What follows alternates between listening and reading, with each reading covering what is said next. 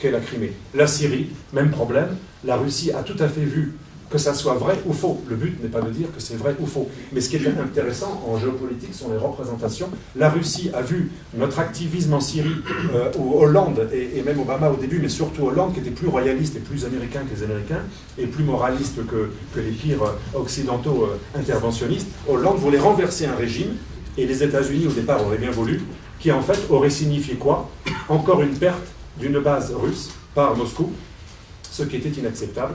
Moscou n'avait que deux bases dans les mers chaudes de l'Ouest, la Crimée et la Syrie. Donc on voit bien que toute la stratégie des révolutions de velours, comme des guerres donc autant du soft power des révolutions de velours que des guerres plutôt hard power, dans les deux cas, toutes les interventions occidentales, guerrières ou humanitaires, sous couvert de révolutions de velours ou de printemps arabe, toutes ces guerres ont consisté à affaiblir pratiquement la Russie et ses alliés. Que ce soit ses alliés d'ex-Yougoslavie, ses alliés d'Irak, ses alliés de Libye, ses alliés de Syrie. Et donc, je ne dis pas, encore une fois, qu'il faille justifier tout ce que fait la Russie. Mais tout a été fait, en tout cas, pour que la Russie devienne hystérique. Si nous avions voulu, ou plutôt si les États-Unis, pour continuer à maintenir l'Europe divisée en deux poumons irréconciliables, l'Ouest et l'autre poumon slavo-orthodoxe. Si l'Europe avait voulu, si les États-Unis avaient voulu continuer à pérenniser cette fracture, elle aurait agi exactement de la même manière. Parce qu'il est vrai que la guerre Occident-Russie ne va pas déboucher sur une guerre froide, sur une guerre nucléaire, pardon. Je n'y crois absolument pas. Je ne crois pas du tout à la Troisième Guerre mondiale. La vérité stratégique de cette brouille, qui a été tout à fait accentuée par les stratèges américains de manière très consciente, elle vise à pérenniser l'hégémonie sur l'Europe de l'Ouest. Et le meilleur moyen pour pérenniser l'hégémonie sur l'Europe de l'Ouest, c'est de faire croire qu'il y a un énorme danger à l'Est, un ours russe qui est prêt à manger tout le monde. On me disait encore hier que j'étais naïf parce que je ne croyais pas que Poutine voulait envahir les pays baltes dans quelques semaines. Bien sûr, c'est connu, Poutine veut envahir les pays baltes dans quelques semaines, et après la Pologne. Et après la Pologne, bien sûr, ce sera l'Allemagne et la France, bien entendu. Donc on me parlait même des Sudètes et d'une volonté impérialiste russe qui veut, paraît-il, c'est ce que j'ai appris hier, envahir toute l'Europe de l'Ouest. L'autre jour, il a envahi le Daghestan, alors que le Daghestan est russe depuis... Ah oui, en plus, oui, ça c'est intéressant, certains lapsus dans les médias, absolument. J'ai souvent entendu Tchétchénie et Daghestan envahis par la Russie, alors sur le territoire de la Fédération de Russie. Il y a en plus beaucoup d'ignorance, mais il y a aussi beaucoup de manichéisme. Donc on voit bien que le dossier du containment ou du néo-containment, du néo-endiguement contre la Russie pourtant post-soviétique est très lié au dossier de l'islamisation, puisque partout où on a voulu activer et pérenniser l'épouvantail, le bélier islamiste pour affaiblir la Russie ou ses alliés des régimes arabes dans les pays musulmans, et bien partout, forcément, le bénéficiaire, ça a été l'islamisme radical. On pourra même parler de la Turquie. La Turquie était kémaliste, elle était dirigée par des gens qui étaient les ennemis jurés de l'islamisme radical, et ce qui est extraordinaire, les pays de l'OTAN, Union européenne et États-Unis, ont tout fait dans les années 90 pour détruire le kémalisme. Il faut savoir que ça a été très loin, et même on retrouve des textes tout à fait officiels. Le 5e paquet de réforme de l'Union européenne en 2004-2005 exige, comme condition pour que la Turquie soit éligible dans le cadre des négociations en vue de l'adhésion, on exigeait le démantèlement des structures kémalistes militaires en Turquie. La première chose qu'a exigé l'Union européenne pour en quelque sorte justifier l'occidentalisation et l'européanisation de la Turquie, ça a été qu'elle abolisse la seule structure militaro-politique qui empêchait l'islamisme de progresser. C'est extraordinaire. Donc il n'y a pas que la Libye, l'Afghanistan, le Pakistan, que les Occidents ont aidé d'ailleurs en partie indirectement à devenir une puissance atomique. Il n'y a pas que les frères musulmans qui ont été promus par la puissance britannique au début du XXe siècle, puis ensuite par les États-Unis, pratiquement partout, mais il y a aussi cet exemple. Donc, nous sommes dans une situation très intéressante dans laquelle nos meilleurs amis dans les pays du Golfe sont les pôles, j'y reviens, les pôles du totalitarisme islamiste, Qatar, Koweït, financier des frères musulmans, ce sont les deux grands financiers des frères musulmans partout. En Europe, la plupart des mouvements frères musulmans sont financés par deux grandes sources. L'autofinancement, c'est les collectivités ou le halal, et d'autre part, les pays du Golfe. Les Saoudiens finançaient les frères musulmans au départ, et ils ont cessé de le faire parce qu'ils finissaient par craindre les velléités électorales des frères musulmans qui menaçaient la monarchie. Mais le Qatar et le Koweït restent les parrains des frères musulmans. Ça, c'est le premier pôle, je dirais, du Golfe. Autre pôle très important, le Pakistan. Dans les années 80-90, le Pakistan a été extrêmement courtisé, armé, aidé, défendu, et jusqu'à aujourd'hui, on a des candidats à la présidence américaine, je parle de la précédente présidence, M. McCain, il ne ratait jamais un débat pour dire le Pakistan est notre grand allié. Moi, je suis quand même assez stupéfait de voir des néoconservateurs qui se disent chrétiens, avec une vision un peu géo-civilisationnelle, qui disent le Pakistan est notre meilleur allié dans la région. Ce pays a quand même protégé Oussama Ben Laden jusqu'à son dernier jour, à quelques kilomètres d'une base militaire pakistanaise. Ce pays continue à financer les talibans et de nombreuses organisations islamistes, notamment dans le Cachemire contre l'Inde. Ce pays est à l'origine de nombreuses organisations terroristes et d'attentats terroristes perpétrés par des mouvements proches des talibans ou d'Al-Qaïda, qui sont directement appuyés par les services secrets de ce pays. Ce pays cumule, et en plus ce pays, vous savez, c'est le pays également d'Asia Bibi, le pays où on peut condamner à mort une personne, une maman, parce qu'elle a bu dans le puits d'un musulman, et elle aurait souillé l'eau des musulmans. C'est quand même quelque chose de complètement ubuesque, mais c'est véridique. Aujourd'hui, Asia Bibi est condamnée à mort, et d'ailleurs plusieurs personnes qui l'ont défendue ont déjà été assassinées, déjà au moins 4, dont un gouverneur, un ministre des minorités, 2 avocats, c'est quand même pas mal. C'est un pays extraordinaire où on peut tuer quelqu'un juste parce qu'elle est accusée par une récolteuse de fruits d'avoir bu dans le puits d'un musulman. Et comme elle avait dit, mais je suis chrétienne, j'ai le droit d'exister comme vous, ça a été considéré comme un blasphème. Immédiatement condamné à mort par l'État, pas les islamistes. C'est un État qui non seulement finance des islamistes terroristes, mais qui en plus produit de l'islamisme d'État. Et c'est pour ça que je soutiens que l'ennemi n'est pas le terrorisme, c'est un moyen d'action, c'est un mode d'action, le terrorisme. L'ennemi, ce sont ceux qui sont derrière le terrorisme, soit des organisations salafistes transnationales, soit carrément des États qui ont une main droite, alliés à l'Occident et qui investissent son argent chez nous, une main droite qui ignore systématiquement la main gauche, qui elle est, j'allais dire, la main gauche ou le bras droit du terrorisme. Donc on a de drôles d'amis. Donc j'ai parlé du Qatar, du Koweït, de l'Arabie Saoudite. C'est même pas la peine de trop développer l'Arabie Saoudite. C'est une évidence que ce pays est le producteur du salafisme. Je parlais du Pakistan. Et bien sûr, une organisation qui, elle, est transnationale mais intergouvernementale, donc qui est également très officielle. C'est pour ça que moi je soutiens que nous sommes dans une véritable guerre géocivilisationnelle où ce n'est pas uniquement des mouvements transnationaux qui le menacent, mais des États sont derrière. Et cet autre pôle, qui est intergouvernemental, donc qui réunit plusieurs gouvernements, c'est l'OCI, l'Organisation de la coopération islamique, qui réunit à peu près 57 pays musulmans, bientôt peut-être 60, et ces pays musulmans ont un objectif très très clair que je raconte dans mon livre. J'ai retrouvé beaucoup de textes du Qatar, du Koweït, des frères musulmans, de la Ligue islamique mondiale, mais aussi de l'organisation de la conférence islamique. Nous reviendrons sur la Ligue islamique mondiale. L'OCI, l'Organisation de la coopération islamique, exprime clairement un dessein conquérant de type universel. Il faut soutenir partout des minorités musulmanes dans des pays qui ne sont pas des pays musulmans, afin que ces minorités grandissent, qu'elles obéissent à la charia, qu'elles échappent aux valeurs non musulmanes et qu'elles soient en quelque sorte reprises en main dans le cadre d'un projet global d'islamisation de l'univers. On voit bien que ceci est l'exacte définition d'un ennemi, quelqu'un qui projette non seulement d'embrigader votre population, mais de l'utiliser pour devenir une 5e colonne, pour lutter contre vos valeurs en place. C'est l'exacte définition d'un ennemi qui projette de conquérir votre territoire, de manipuler votre population et qui contredit vos valeurs fondamentales. Il y a 3 composantes d'une entité géopolitique: territoire, population, gouvernement, valeurs fondamentales. Ces 3 aspects de l'État sont menacés par ces organisations, notamment l'organisation de la conférence islamique. Et j'ai retrouvé beaucoup de textes qui vont dans ce sens.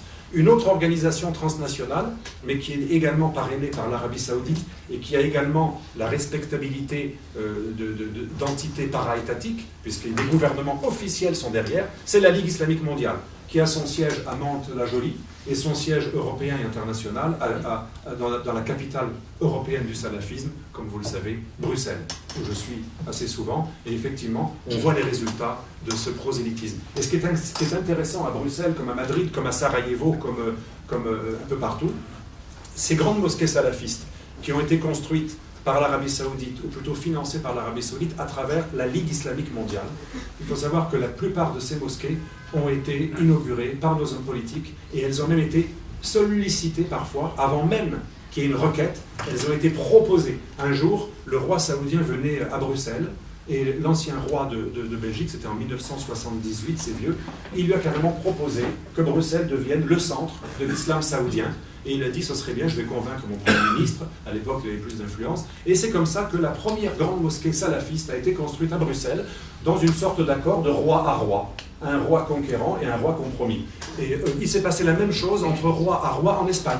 En Espagne, un jour, Juan Carlos, malgré tout le respect que mon ami Felipe a pour ce roi, Juan Carlos a reçu aussi à l'époque le roi Fahd, et il lui a dit, bon, ce serait quand même normal qu'à Madrid, il y ait une grande mosquée saoudienne, salafiste donc, et on a créé la mosquée Abou Bakr à Madrid. D'où d'ailleurs sont sortis de nombreux terroristes de la gare d'Atocha, l'acte terroriste le plus radical qu'on ait eu en Europe, avant le Bataclan, 300 et quelques morts. De nombreux terroristes venaient de cette mosquée. On a retrouvé le même phénomène à Sarajevo, à la faveur de la destruction de l'ex-Yougoslavie et de l'élimination des Serbes, peuple européen qui était à mon avis le plus persécuté depuis 15 ans, parce que même lorsque Milosevic est considéré innocent cet été, on continue à accabler la Serbie de génocide. Alors qu'un tribunal pénal international à charge, financé par le Brunei, par George Soros, par de nombreux États, notamment de la Ligue islamique mondiale, ce tribunal à charge a reconnu qu'on n'a aucune preuve et aucune trace de volonté génocidaire dans la démarche de Milosevic, qu'il a même plutôt empêché les radicaux serbes à commettre des génocides. On continue à dire que Milosevic est un génocideur. C'est extraordinaire. Les représentations ont la vie longue et elles sont plus importantes que le réel. Lorsqu'il y a une confrontation entre une représentation ancrée et le réel, on appelle ça une dissonance cognitive, très souvent, le réel est écrasé par la représentation. Et c'est tout le problème des représentations géopolitiques. Quand elles sont très ancrées, vous pouvez faire ce que vous voulez, vous pouvez démentir, prouver, tout ce que vous voulez, ça n'a pratiquement aucun effet. Donc les représentations de guerre froide de l'Occident continuent à agir, la Russie continue d'être le pire, et bien sûr, les amis de la Russie participent du pire également, excepté la Chine qui est trop puissant pour qu'on s'y frotte, mais à part la Chine, la plupart des États alliés de la Russie ont été pointés du doigt et plusieurs d'entre eux ont été bombardés, et certains aimeraient bien à nouveau bombarder le dernier d'entre eux au Proche-Orient, qui est le régime de Bachar al-Assad, qui n'est pas un ange. Je ne suis pas là pour défendre, bien sûr, Bachar al-Assad, mais revenons à la définition de l'ennemi. On nous dit qu'il faudrait agir contre Bachar al-Assad, renverser cet État, car il pratique un massacre de masse, etc. etc. Peut-être. Ce que l'on sait en tout cas, c'est qu'on ne sait rien sur les chiffres réels. Et ce que l'on sait sur les chiffres, à supposer qu'ils soient réels, les fameux 300 ou 300 quelques mille morts en Syrie, on sait qu'au moins la moitié sont attribués et attribuables, selon même les frères musulmans de l'Observatoire syrien des droits de l'homme, qui sont proches des frères musulmans, on sait qu'à peu près la moitié sont attribués aux forces islamistes des opposants. Donc déjà, les choses sont beaucoup plus équilibrées qu'on le pense. Mais admettons que Bachar soit un bourreau. Est-ce que la définition de l'ennemi, c'est condamner et agresser quelqu'un militairement parce que nous désapprouvons ce qu'ils font chez lui? Ça peut se justifier. C'est la théorie du droit, de la responsabilité de partager, vous savez, qui suit qui suit le droit d'ingérence. C'est des nouveaux concepts qu'on essaie d'intégrer au droit international qui sont tout à fait contradictoires. Je parle sous le contrôle de Philippe Deveul, qui est prof de droit constitutionnel. Normalement, la base du droit international, c'est la souveraineté des États. Et normalement, rien n'est au-dessus de la souveraineté des États. Mais aujourd'hui, on essaie de détruire la base du droit international, qui est la souveraineté des États, au nom de concepts d'ingérence qui justifient des nouvelles formes d'impérialisme. Donc on aimerait renverser cet État en disant, pour justifier le renversement, c'est un ennemi. Mais quelle est la définition d'un ennemi? Nous l'avons vu tout à l'heure, déjà, ce n'est pas une arme, ce n'est pas un mode d'action. C'est une entité vivante qui a un projet de vous déstabiliser, de lutter contre vos valeurs, d'atteindre votre territoire et de remettre en question votre souveraineté et même de menacer votre population. Est-ce qu'aujourd'hui, ou même hier l'Irak et la Syrie aujourd'hui, ou même la Libye qui était revenue dans le concert des nations à partir des années 2000, est-ce que ces pays menacent la souveraineté de la France? Non. La souveraineté des pays occidentaux, non. Est-ce qu'ils atteignent leur population? En tout cas, non, depuis que ces pays, ça fait pas mal d'années, ont renoncé au terrorisme. Est-ce que ces pays menacent nos valeurs? Même pas chez nous. On n'a pas d'exemple de revues, de télévision, comme les télévisions saoudiennes ou qataries, qui émettent sur les ondes chaque jour, ou dans les différentes fréquences, des programmes de lutte contre nos valeurs. Par contre, nos amis du Golfe, nous avons tout un bouquet, par exemple, on a un bouquet maintenant qui ne coûte pas grand-chose sur Internet, où on a toutes les chaînes islamistes les plus radicales. J'ai relevé certains propos, justification de l'esclavage, le viol des captives pendant le djihad, une captive païenne peut être violée en dehors même du statut de mariage. Il y a même une députée koweïtienne qui a dit récemment, si on rétablissait le djihad et l'esclavage, ce serait pratique parce que nos maris souvent nous trompent avec des femmes de ménage. Donc l'avantage, si nous avions des captives esclaves, dans la charia, on trouve des justifications du coït avec une captive. Donc ce serait pas mal, du coup, on serait plus trompé. C'est une drôle de notion de ne pas être trompé. Enfin, c'est une vision comme une autre que l'on retrouve dans la charia. On peut retrouver donc sur des bouquets des chaînes de télévision de pays soi-disant amis, l'exacte définition de ce que c'est menacer nos valeurs. On peut trouver aussi dans ces pays l'exacte définition de ce que c'est de ce qu'est menacer notre population, puisque ces pays ont financé les terroristes qui sont venus tuer chez nous des gens. Donc on a bien affaire à des gens qui nous menacent fondamentalement, ce sont des ennemis, ils menacent nos valeurs, y compris sur notre sol, parce que en Syrie, on défie ou l'on contredise les valeurs de l'Occident, ça ne constitue pas une menace. Une menace, c'est pas quand l'autre est différent de vous. La menace, c'est pas parce qu'un régime comme la Chine ou la Syrie ou l'Irak serait non démocratique. La menace, c'est quand il veut vous empêcher de l'être.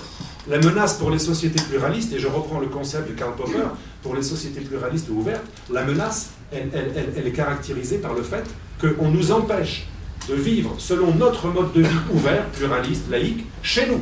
Or, aujourd'hui, la plupart des États que nous avons renversés, à part les États comme les talibans afghans, à part l'Afghanistan, la plupart des États que nous avons agressés et que les Occidentaux ont bombardés et ont considérés comme ennemis, ne nous menaçaient pas. Ni nos valeurs chez nous, ni notre population chez nous, ni même notre territoire qu'ils ne convoitaient pas. Donc revenons à la base de la stratégie. L'ennemi, c'est celui qui, pour employer une phrase un peu caricaturale, c'est celui qui vient jusque dans vos baignoires vous tuer. Ça, c'est l'ennemi, ça, c'est le vrai ennemi. Le vrai ennemi, jusque dans votre intimité, chez vous, dans votre cuisine, dans votre chambre à coucher, dans votre salon, ou sur votre terrasse, quand vous fumez une cigarette sur une terrasse, aujourd'hui, mieux vaut pas trop être fumeur, mieux vaut être dans les bistrots, eh bien, c'est celui qui vient vous agresser chez vous, sur votre terrasse. Ça, c'est l'ennemi. Et aujourd'hui, nous n'avons pas du tout bombardé ceux qui ont permis aux terroristes de nous menacer sur nos terrasses. Au contraire, nous avons bombardé, ou nous avons de bombarder, les régimes qui sont en lutte contre ce même ennemi islamiste. C'est ce qui est assez extraordinaire. Pour la première fois dans l'humanité, on a des civilisations qui considèrent comme ennemi leur ami et comme ennemi leur ennemi. Qui se sont trompés à la fois sur l'ennemi et sur l'ami. Mais c'est logique, les choses sont liées. Alors pourquoi? Vous pourrez me dire, ils sont quand même pas fous, nos cyniques gouvernants, qui savent très bien que les droits de l'homme sont un prétexte et qui font des guerres pour le pétrole ou pour instaurer une base, comme la base militaire de Blondstil au Kosovo. C'était la vraie raison de la guerre du Kosovo. Ils savent très bien ce qu'ils font et ils ne sont pas du tout naïfs. Mais il y a une raison pour laquelle nous nous trompons d'ennemi, parce que si l'ennemi, nous le définissons d'un point de vue géocivilisationnel, c'est ce que j'ai voulu apporter en géopolitique, montrer qu'une géostratégie qui ne tient pas compte du long terme et de la civilisation est une stratégie suicidaire. Aujourd'hui, les Occidentaux, on peut les définir de deux sortes. Si l'Occident, c'est le droit de l'homisme en tant que prétexte, mais surtout l'OTAN, un ensemble stratégique qui inclut la Turquie du néo-sultan Erdogan. Et si l'Occident, c'est l'économie de marché, c'est une définition que j'ai retrouvée dans de très nombreux livres de stratèges américains. L'Occident, en gros, c'est l'économie de marché et les pays qui sont pour l'OTAN. Effectivement, si on raisonne de ce point de vue, que quelqu'un menace les valeurs du pluralisme, finalement, n'est pas très grave à côté du pétrole. Vous savez qu'en Arabie Saoudite, le coût technique de production d'un baril de pétrole est à peu près la moitié ou 3 fois moins qu'en Russie, peut-être 10 fois moins qu'au Venezuela. Donc là où on se gave le plus, là où il y a le plus de bénéfices, c'est sur le pétrole du Golfe. Alors effectivement, il y a des intérêts de court terme, ou même de moyen terme, il y a des intérêts stratégiques et économiques, mais par contre, si l'Occident se définit de manière civilisationnelle, ce n'est pas que le droit de l'homisme, qui en fait n'est qu'un prétexte, ce n'est pas que le pétrole, l'OTAN ou les dimensions économico-stratégiques, c'est aussi la civilisation, un mode de vie. Et là, effectivement, si on définit l'Occident comme la civilisation judéo-chrétienne, certes devenue pluraliste, mais qui a des racines judéo-chrétiennes, le système chariatique qui est le fruit d'un processus de conquête mondiale que j'appelle l'islamisation planétaire, effectivement, là, on peut le définir comme un ennemi. Donc en fait, l'Occident, c'est pas qu'il ne sait pas définir l'ennemi, c'est pas qu'il est stupide, c'est que nous avons des stratèges qui ne raisonnent plus du tout de manière civilisationnelle. Ce que disait Guénaud, une politique de civilisation est nécessaire. Ce qui nous manque, c'est une politique de civilisation. Nous n'avons que des politiques de court terme ou stratégico-économiques, qui forcément ne tiennent pas compte de la civilisation, qui est même un empêcheur de tourner en rond. Pour les multinationales et pour ceux qui veulent abolir toutes les frontières, comme le maire de Palerme qui disait récemment, il est très radical chic, vous savez, c'est la gauche caviar italienne, on l'appelle radical chic, il disait « les frontières sont les instruments de torture ». Il faut accueillir absolument tout le monde. C'est une honte que les frontières existent encore. Ceux qui pensent dans cette mentalité Benetton, qu'un grand sociologue américain, Benjamin Barber, appelle Macworld. Ceux qui raisonnent en Macworld, effectivement, ne raisonnent pas de manière civilisationnelle. Et l'origine de nos campagnes, avec des croix, des églises et tous les ancêtres qui nous ont précédés, ça n'a aucun intérêt, aucune importance. Par contre, si on raisonne de manière civilisationnelle, l'ennemi est clair, il est évident. Et c'est pour ça que je pense que structurellement, nos sociétés, sans forcément être naïves, ne peuvent pas se rendre compte de la nature de la menace et de l'ennemi tant qu'elles ne se sont pas réconciliées avec une politique de civilisation. Je ne vais pas parler trop longtemps, on peut passer, si vous voulez, à des questions-réponses, parce que j'ai tendance à faire des discours fleuves un peu, enfin, je ne me compare pas à Castro, mais je ne voudrais pas non plus trop dépasser. Donc voilà, on peut échanger. Et ce que je voulais dire en conclusion, c'est que ça ne veut pas dire qu'il faille être un va-t-en-guerre. Ça ne signifie pas qu'il faille déclarer la guerre au Qatar, au Koweït, ou rappeler tous nos ambassadeurs et dire à Erdogan, jamais on n'aura plus aucun échange avec vous. La diplomatie, c'est fait pour parler avec tout le monde. À Assad, comme avec Erdogan, comme au Qatar, comme au Koweït, la diplomatie, c'est fait pour parler avec n'importe qui, et pas uniquement avec les amis. Donc, pas du tout de solution dramatique, apocalyptique, de rupture avec l'humanité. Non, tout simplement rappeler à nos interlocuteurs qu'il y a des conditions pour être nos interlocuteurs et nos amis. Ils seront toujours nos interlocuteurs parce qu'il faut toujours parler, mais par contre, il y aura des conditions pour continuer à être nos alliés. La Turquie veut être l'allié de l'Occident et de l'OTAN. Elle doit cesser des différentes structures de Daesh. Elle doit cesser d'avoir une vision irrédentiste en Europe. Il faut savoir que la Turquie, aujourd'hui, est à l'origine de nombreuses organisations pan-islamistes qui empêchent, qui interdisent aux musulmans turcs de s'intégrer à nos valeurs. Il faut savoir que Erdogan, quand il est venu à Berlin et à Francfort il y a quelques années, à 2 reprises, et il a encore dit cet été qu'il réitérait ce qu'il avait dit, il a dit « je persiste et je signe », il a dit « toute intégration de musulmans et de turcs à la culture d'accueil en Allemagne ou en France est un crime contre l'humanité ». On a des gens qui considèrent l'intégration à nos valeurs comme un crime contre l'humanité, qui l'avouent et qui s'y emploient avec des organisations pan-islamistes qui financent des imams, notamment le vice-président du Conseil français du culte musulman, c'est un Turc, qui a dit que non seulement le voile est une prescription, mais il est hors de question de recevoir des leçons de morale de ces occidentaux impérialistes. On voit bien que ce type n'a absolument, il parle très bien français, il est intégré au sens individuel, mais on sent que nos valeurs ne l'intéressent absolument pas. Donc on a des États qui prétendent être nos amis et qui œuvrent concrètement à la destruction de nos valeurs. Et c'est la même chose pour le Qatar, le Koweït, la Ligue islamique mondiale, l'Organisation de la coopération islamique. Donc, tout simplement, on rappelle ces gens, on envoie nos émissaires, nos diplomates, nos ministres, nos ministres de l'Intérieur ou des Affaires étrangères, et on fait ce que Pasqua, que j'aimais bien parce que c'était un des rares hommes politiques qui n'avait pas eu l'ENA, enfin, je ne crois même pas qu'il a tenté, et il avait un bon sens, et un jour il me disait, moi je n'ai pas fait l'ENA, et j'ai le bon sens du berger corse, je suis allé voir un jour, c'est lorsqu'il était ministre de l'Intérieur, j'ai été voir mon homologue saoudien, et je lui ai dit, aimerais-tu que je fasse du prosélytisme chrétien chez toi? Bien sûr, son interlocuteur lui a dit, oh là là, jamais. Et pour cause, le chef suprême de l'islam saoudien a dit récemment, la seule solution concernant les églises chrétiennes dans toute la péninsule arabique, c'est la destruction.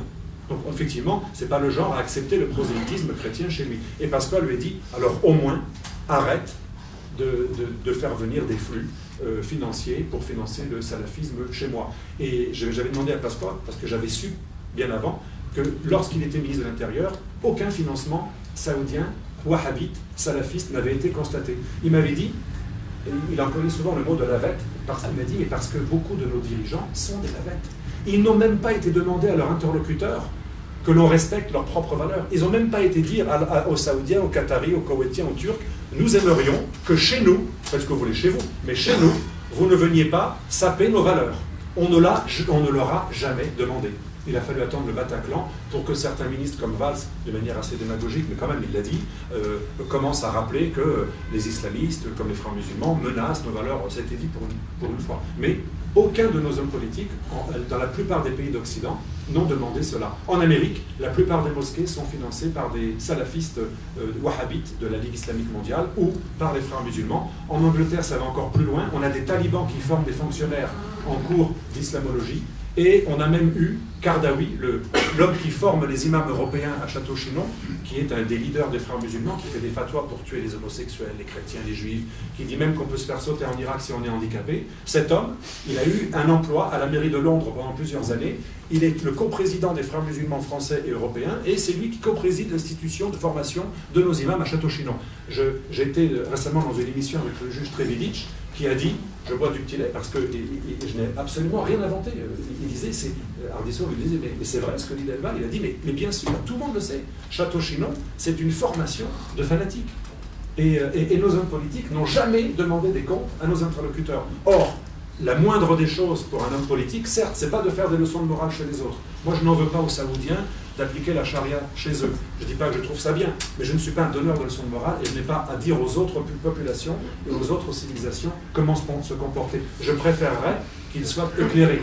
Mais déjà, et ce sera vraiment ma conclusion, défendons nos valeurs chez nous avant de les exporter de manière contre-productive chez les autres. Je vous remercie.